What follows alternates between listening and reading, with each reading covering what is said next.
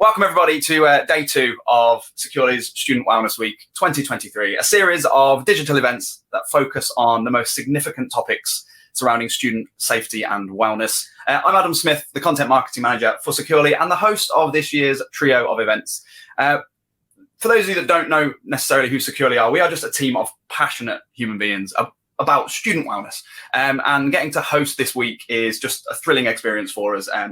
Getting to bring in experts from all across education and wellness, just to really hopefully make a difference to everyone in attendance and hopefully save some kids' lives. Yesterday we kicked things off with an eye-opening discussion about diversity, equity, inclusion, and belonging, and it was just an incredible way to kick off the week and to set the tone for what we can expect for the rest of Student Wellness Week.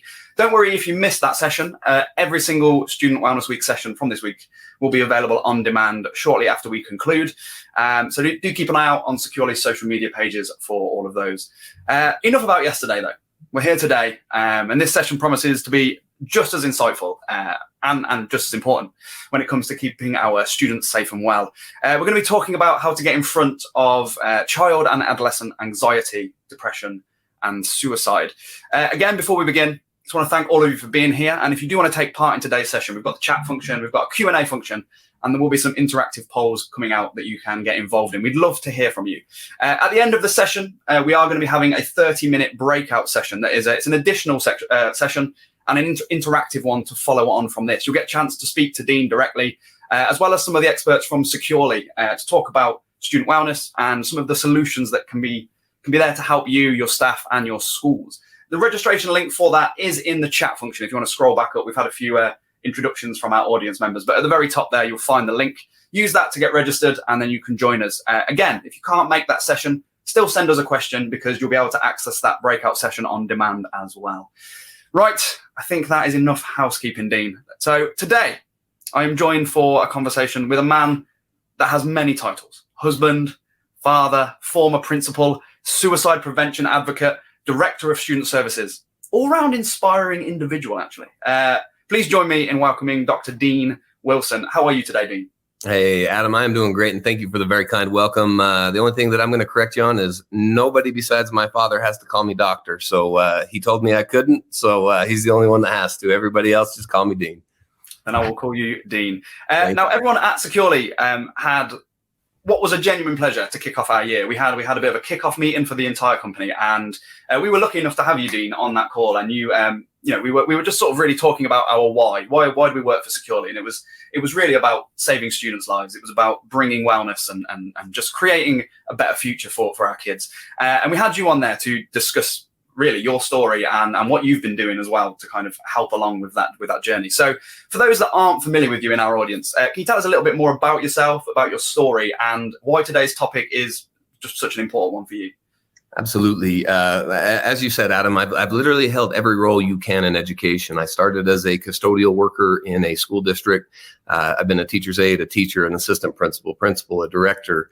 I've left K-12, went to higher ed, spent 4 years as a director of student services, came back and ran a charter school. Now I'm back in a role that gives me a greater reach in terms of how do we actually affect students' lives. That hasn't always been my driver, though. Education hasn't been my driver. On a personal level, I chose the field of education largely because where I live it is one of the leading causes of death for all ages.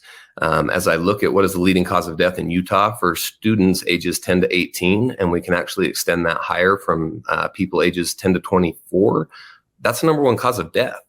And so as I look and starting to kind of quantify this, people are more likely to die from themselves in Utah from those age groups than any other cause. So what can we do to really impact change? What can we do to inspire others?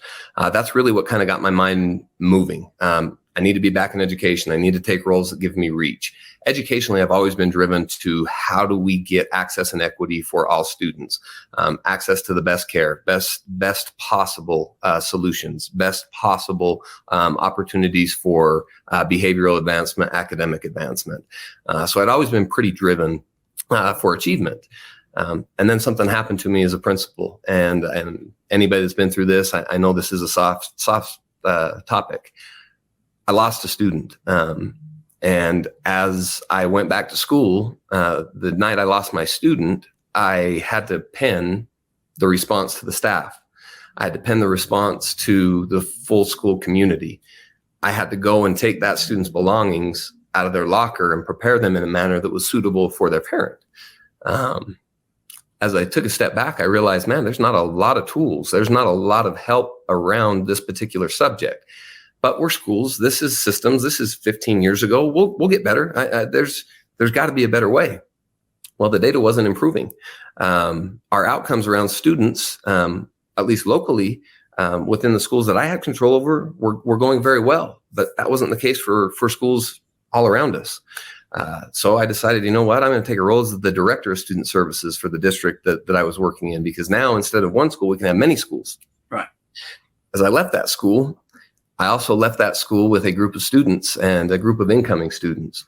Unfortunately, the year after I left that school, we had a student that was near and dear to me that passed away from suicide. He was my next door neighbor's son. My best friend's boy tragically took his own life. This was a student that was getting straight A's. This is a student that was involved in extracurriculars. This was a student that exhibited no exterior signs of distress, of depression, anxiety, etc. When Ray passed, for me, my life became very focused. Every action I was going to take as an educator was an attempt to gain broader reach to provide better services for students. Because anyone that has had to plan and prepare a student's belongings as a principal should have better tools in place so that can be prevented. Anybody that continuously has interaction with somebody that has lost a child to suicide understands it's an everyday thing. People move on from that event, but that event becomes central to that parent's life. And if time is the finite thing in education, what are the best tools, processes, and people that we can put in place to give that gift of time so that we can see more kindergartners around at graduation? So that's my story. That's my why. I want to surround myself with people, processes, and products that actively promote life. It's a pretty cool brand. It's a pretty cool thing to get behind. So in a nutshell, that is my why. So You Got This was formed out of a tragic event. It is a 501c3 that I helped co-found. And like I said, I lovingly removed myself from higher education, went back into K-12 with the full intention of figuring out ways to better support students, both behaviorally and within the mental health realm. So that's why I'm here, and I'm excited to get rolling today. I mean, Dean, you know, that story doesn't get any less powerful the second time. I mean, this is the second time for me hearing it, and it's a wake-up call. And it's one of those things that, yes, I mean, the statistics, of course, the statistics are shocking, they're alarming, but they don't really do it justice, because, again, we hear statistics all day, every day, from every realm of our lives. But to have it affect you so sort of personally on two levels, I guess, professionally in the first instance, personally in the second, really brings it home. And it's a lot of our sort of staff here at Securely. We were discussing our why, and there are people with stories similar to yours where they have these experiences that just made them realize what is actually important, and that we all should be working together to do something for that. And I think, you know, you mentioned it's the leading cause of death for those age groups, those young age groups. And I think we need to pedal back and look at what are the causes of this. And you mentioned your neighbor's son had no real outward signs of you know, distress or anything really like that you would maybe expect, maybe that you would see. So let's kind of dig into that and look at, you know, anxiety and depression, these invisible these invisible ailments and illnesses. Like, considering that now at the moment, so, you know, we obviously we've come through COVID, we've come through the major kind of element of that pandemic. And from your experience now, do you think youth mental health is improving at this stage, like sort of post pandemic? You know, how are you viewing it now? Post-pandemic, I hate to be the ultimate optimist, but kind of a veiled blessing, if you will, that came from the pandemic was a spotlight on the fact that, 57% of our female population is experiencing sadness or hopelessness. Well, I have two kids that you can kind of see in my background. I have the gift of twins. So one statistically is likely to be sad, hopeless, and depressed, and one is not. And that is completely unacceptable. For me, when I look at my own children, how do I choose which one I'm going to be okay with being a statistic? And how do I choose which one is going to be okay being okay? What if it didn't have to be a choice? What if we could take a look at the data and say, you know what? Pardon my French, but data be damned. We've known this is a problem. If anything, now we have very good eyes on it, a spotlight that forces us to take action. And really, we need to be able to capitalize on this opportunity in order to better assist our students as we move forward. The signs of suicide, depression, anxiety, you know what? Yeah. Loss of a loved one, loss of connection, a history within the family, loss of relationships. Really, when it comes down to it, connection is the best prevention. If we can keep kids connected to a positive influencer, whether that's a peer, whether that's someone at school, whether that's something that we can provide within the school setting, if a student has a positive influence in their life, they are far more likely to seek out appropriate assistance when in a time of crisis. But our job as schools is to create high trust, low fear situations where students understand, you know what, I don't need to be fearful about accessing help. I need to be prideful in the fact that I am willing to advocate for myself. How do I move to the point where I don't have a victim's mindset? I have a victor's mindset. I am overcoming what is within, and I'm doing it with the most appropriate tools. That's really where, my personal tie with Securely comes in. Whether it's aware, whether it's rhythm, I don't care what feature of Securely we're using. My teams are going to have better data that gives us just-in-time information so we can deploy resources in a very specific manner. Or it gives us the opportunity over time, depending on what we're doing, to figure out, hey, is this a trend? Is this an instance? Is this something that maybe is just due to a one-time life event that's going to go away?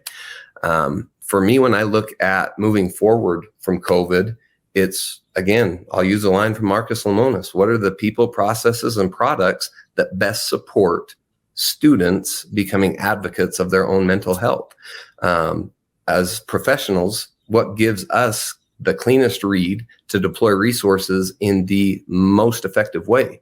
Again, time is that finite resource in education. We're not getting any more of it. The pandemic proved we can actually get less of it. So moving forward, how do we max value time? That's been my greatest lesson from COVID. And moving forward from COVID, it's events like this, it's tools like Securely provides that I really do believe will help keep more students on Earth. I don't know of a better calling, a more appropriate use of our time on Earth than helping others have more. So for me, that's the biggest lesson learned from COVID is let's be very efficient with the time that we do have. I mean, yeah, I agree with everything you're saying. And I think looking at that, you mentioned about, there are those sort of those signs or those things that might occur, the loss of connection in some regard that maybe starts the ball rolling in the wrong direction. And interestingly, so, pre-COVID, there was some research done, I think it was by JAMA Pediatrics. They were looking at 3 to 17-year-olds were experiencing anxiety and depression at increased levels year on year. That's before the pandemic. Pandemic hits, we're coming out the other side, but now we're starting to bring kids back. They're in a situation where they'd lost maybe connection. A lot of them, they weren't going to those places, as you said, of trust, of safety in those schools. Now they are coming back. So hopefully, as you say, we can start to use these tools. And I love what you said about advocating for the students to kind of look after themselves and to make sure that they are giving themselves that the benefit of the doubt, going to speak to someone if they want to.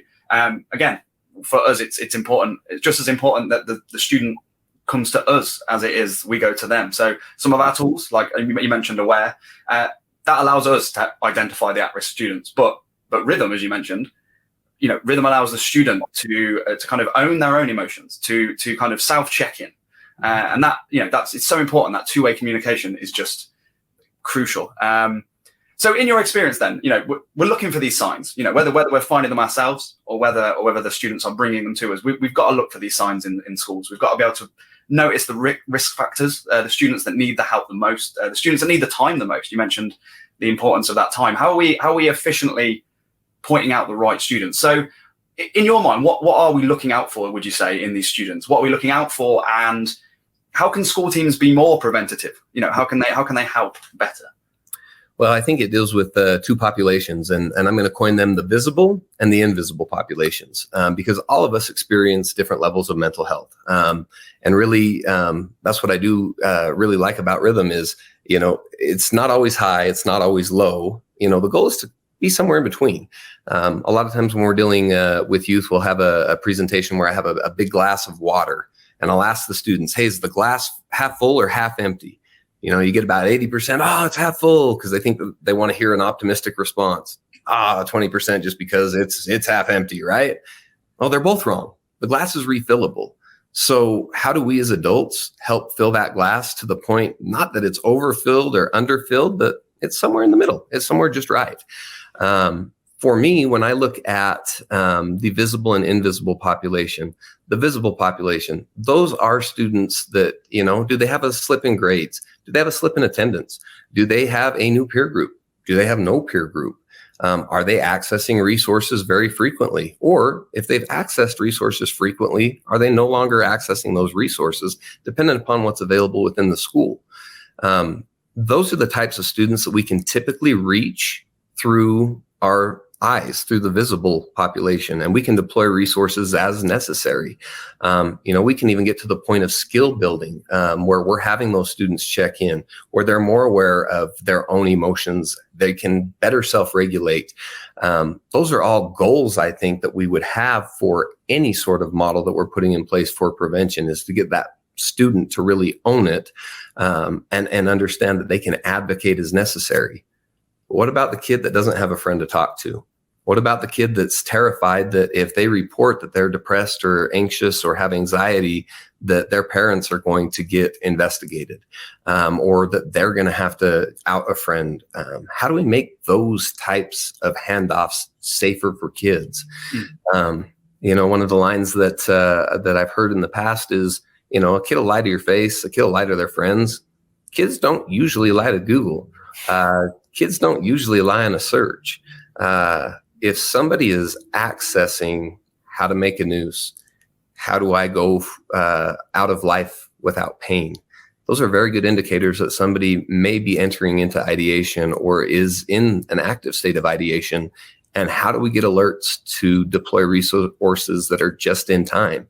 Again, that gift of time, I'll go back to it time and time again. We've got about a 15-minute window where we can effectively intervene if a student is in an active state.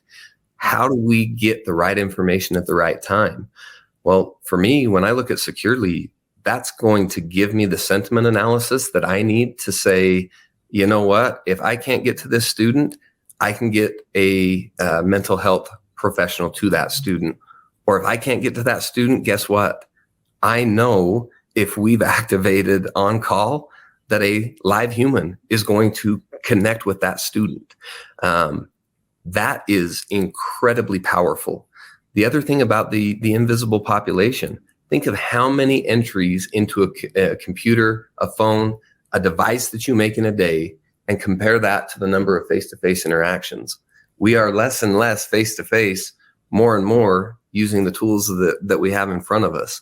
If I were to try to get manpower to effectively monitor what's happening within my district in terms of traffic on a district-owned device or on a personal device connected to our district, 24 hours a day, 7 days a week, 365 days a year, I'm going to need a running crew of about 15 FTEs in order to do that. Now, salaries and benefits, it'll probably take me 1.5 million to do that. And I'm relying on human eyes that are subject to error in order to make decisions. Or is there technology out there that gives a human, hey, pretty good information tells this system that this is an alert. Do you want to act on this?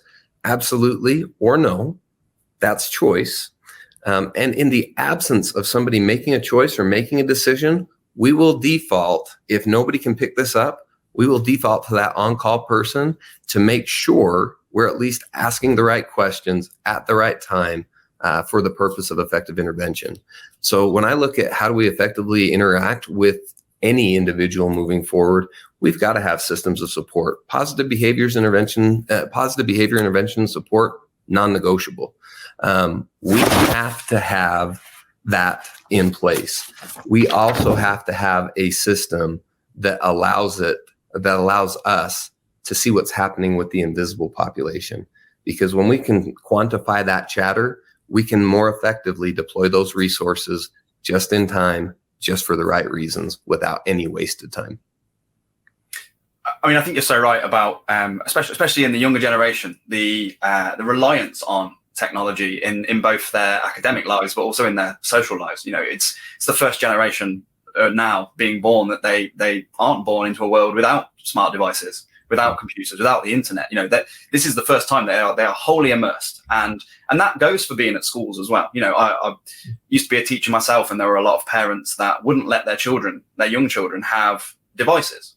You know, they were trying to encourage them to, you know, have their imagination and learn the way they did. But it's undeniable now. You know, we cannot stop the sort of the rise of technology within education or within, you know, sort of personal lives.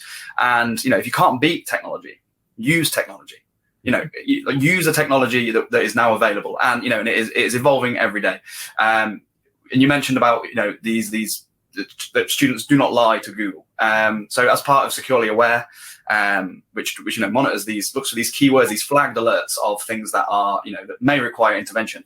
The top 3 flagged alerts that we've had in Securely for 2022 were kill myself, you know, drug overdose, and suicide. That, like, just those 3 terms on their own, and that's before you start breaking down into, you know, variations of those and those sorts of things. And as you say, those, you know, those bits of data, those flagged alerts, do not lie, because why would the student be typing that otherwise? Of course, there are the odd anomalies where maybe they are researching something or whatever, but for it to be the top 3 results, and then depression comes in at number 7, which, you know, all of these things are tied together, and I think it's impossible for us to know this and to be able to kind of observe this without using technology to support us.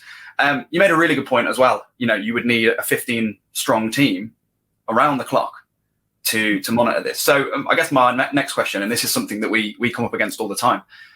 So many districts and schools are struggling to hire enough staff to support not just their students, but also that, you know, in the student service department as well. So actually those that are dedicated to helping children's mental health and those sorts of things. So what can they do to be as effective and efficient as possible, do you think?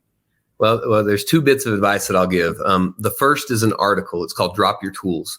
What it does is it is a study of wildland firefighters, and it is a very sad story, but it analyzes the death of wildland firefighters. And the reason why many of these firefighters ended up perishing in the fight was because they held too tightly to old tools. They chose to hold on to their chainsaw when help was 10 feet away. They chose to hold on to the axe and the fire line instead of giving the fire line and recouping so that they could live to fight another day. Any staff that you want to get to think about change, I suggest that article. It's literally just Google Drop Your Tools, wildland firefighters. You can't miss it. That's one thing. The second thing is, man, what a great opportunity in student services to get out there in front of this and say, how many of y'all want to make a difference? How many of you all want to ensure that we are providing the best resources available to give the gift of time to our students? How many of y'all want to be a part of that? I think a lot of the problem associated with student services and other related services is we are that box where things go that don't fit nicely, neatly, and are scary. It's terrifying for principals to have conversations about suicide because they're not mental health experts. It is terrifying for some superintendents because some superintendents aren't even educators. So we're asking people to do tasks that aren't necessarily adjacent possible. So what can we do in order to get the best people in? We need to be great marketers of our why. The why at Uintah School District for our related services, for our student services, is world-class anything, whether that's ABA therapy, whether that's speech and language pathology, whether that's suicide prevention. We want world-class opportunities for kids, which means we need to get world-class people into this field. When you lead with a compelling why, I can tell you from number of apps submitted, number of quality people hired, that people want to be a part of the solution. They just can't be terrified by the problem. So we've got to empower adults to understand this is something we can influence. This is something that we can get our hands around, but it's going to take different tools.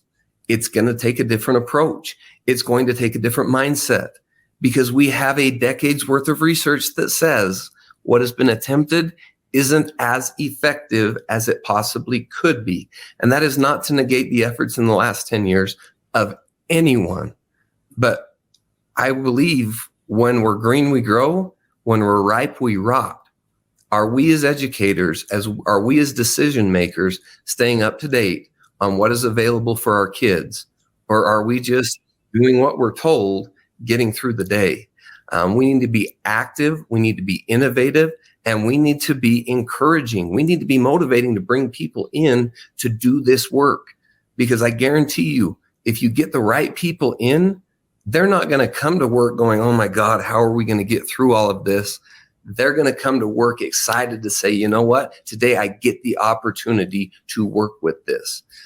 So again, it comes back to mindset. It comes back to mantra. And it ultimately comes down to hiring practice. Are they hard to find?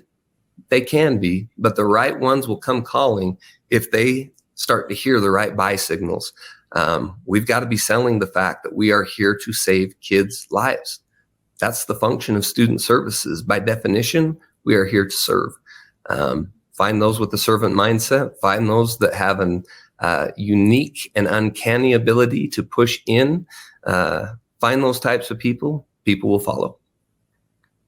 I think I love that we keep going back to the why behind sort of the reason people get involved in anything like this. And I'm a believer that the majority of people that get involved in education, be they teachers, student services, or in fact, people that like yourself, like me, who have left kind of the, been on the front line, if you like, but finding ways to support from elsewhere, it's that why. It's that why that really drives those things. I personally left teaching because there wasn't actually enough time for all the students, and I that didn't sit well with me, because I thought must be somewhere else that I can do something to help this. Because even, I know I'm in the UK, you guys are in the US, and our school systems are slightly different, but I think the problems seem to be all across the West. There's no, nothing that kind of really changes things up.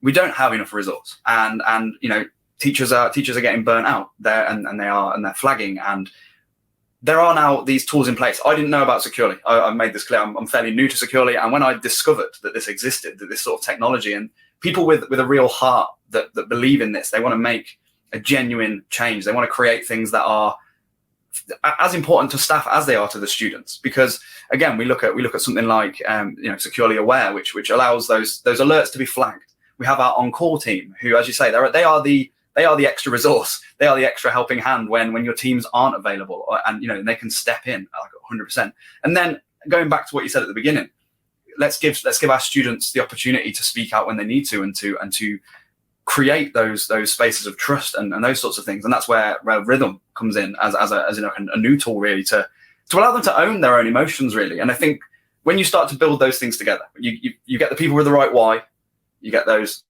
new tools, like you mentioned, not the old tools, like the new tools, the new ways forward. And then you allow the student voice to come forward as well. One of the recurring themes of yesterday, when we were talking about diversity, equity, inclusion, belonging, it was the student voice. Like, why don't we reach out to the student more and see what it is that would improve it for them? Because surely they are on the very front line of this problem. That they are the ones facing these issues. Let them speak. Let's hear from them, and let's really listen to what they're saying. Listen to what they're typing, and really kind of move forward with that. And I think you're so right. Build those teams. Build those new technologies, and we can really make a difference.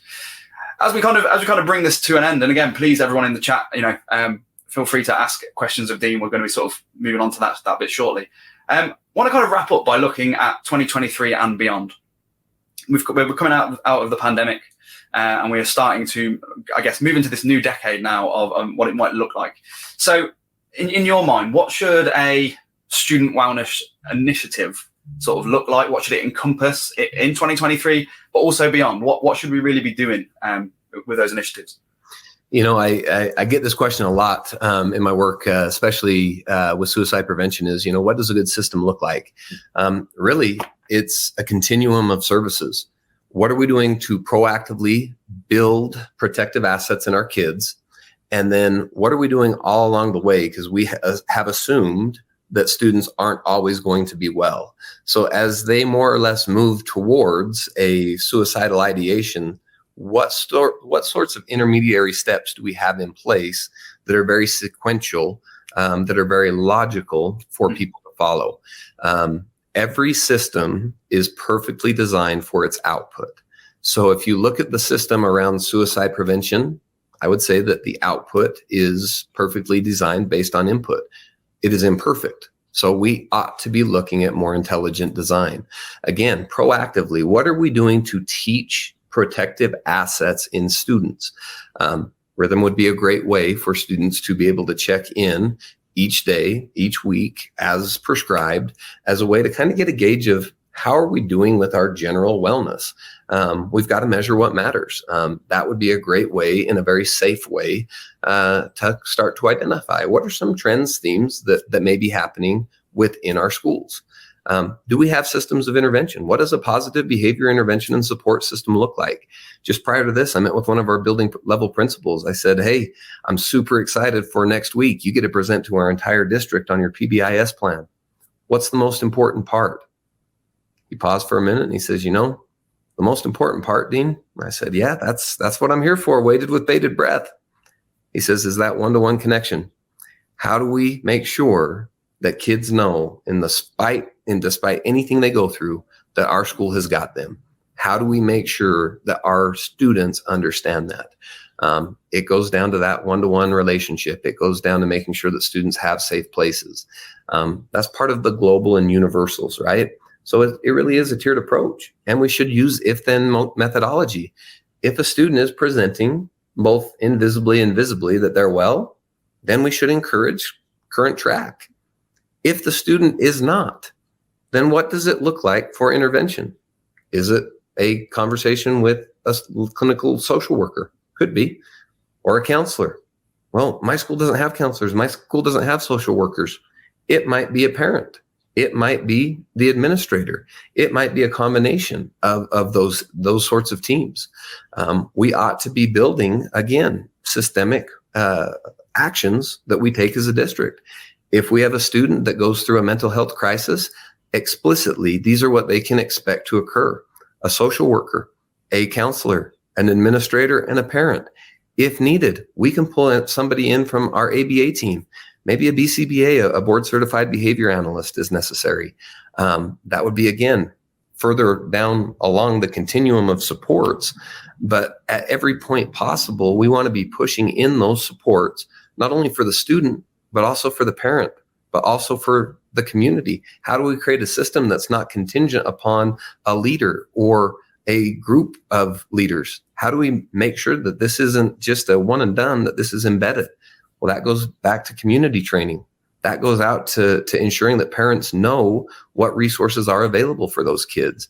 So again, there's not a one size fits all. It should be a continuum of services, beginning with proactive assets, leading all the way down to suicidal ideation. And I will say it, what does a reunification post a completion look like? When you backwards design from the worst possible outcome, you are going to get better supports all along the way. Because if death of a student is where this continuum ends, we ought to be willing to do not whatever it takes, but above and beyond whatever it takes to ensure that we never get to this point. Are resources a challenge? Absolutely. Is time a challenge? Absolutely. But we have better tools, we have better training, we have better networks and systems to where we can connect to put things in place, again, to keep more kindergartners around at graduation. That is how I will measure success in my career, is how many did we get across the line that in the absence of a system would have fallen through the cracks. I think that's what should be in place for a wellness program 23 and beyond. Yeah, I mean, you're so right, and it's the heart of that, of everything you're saying there. Getting kindergartners through to graduation. I mean, if that's the measure, that is I can't think of a better one. I can't think of anything more meaningful. And being proactive, not reactive. You know, having those steps in place, having the technology in place, having the right staff in place. It's all key, because you're right. Once it's too late, it is too late. That, you know, it's not a mistake. It's not an ending any of us want to see, is it? And again, enormous part of what you're talking about there is giving those kids, as you say, the ones that do need the help, finding those and making sure that we're reaching out to those. I think for those of you that either were there yesterday or want to check it out on demand when it's available, looking at belonging yesterday, such an important part of yesterday's discussion was ensuring that kids belong, no matter what that belonging looks like. It may look very different for every individual, but it's so important. And I think I feel blessed being able to host this event this week, getting such sort of, you know, first-hand insight from people like you, Dean. So I just want to thank you very much for being here. We are running close to time now, so if anyone does have any questions in the chat, I know there's been a lot of deep discussion here, a lot of heavy-hitting topics and ideas, but the Q&A is open now for people if they are interested. As I said at the beginning of the session, we are going to follow this session up immediately with a follow-up breakout session, an interactive Q&A where you can go in, you can talk directly to Dean, but he will also be joined by some of the Securely and Rhythm team. Portia, Mike, and Kristen will be there. They'll be there to discuss a little bit about these technological solutions, the things that Securely do offer to help schools and staff and students with their wellness. They're there to offer you, all of that support. Explain a little bit more what Securely Aware, what Rhythm, what On-Call, and all of our other products, what they're about. So if you are interested, please do head over there. And if you can't join, that session will be available on demand as well. So I think it'd be great for people to go. We've got a few people thanking you in the chat, Dean. I can only echo that. It's always a pleasure. Is there anything else you wanted to kind of say before we close, or? I'll give you what I think every human being needs to hear every day, and I'll leave the group with a challenge to make sure that if you have kids, I don't care if they're 50, you reach out and tell them these 3 things, because it's something every human being needs to hear every day. I love you, I care about you, and I want you to do well in life. Ladies and gentlemen, we've been given this day to use as we will. We can waste it or use it for good. What we choose to do with it is important, because we are exchanging a day of our life for it. And our exchange of time might be the gift of time for someone else. Much love and respect. Looking forward to connecting. Have a great day.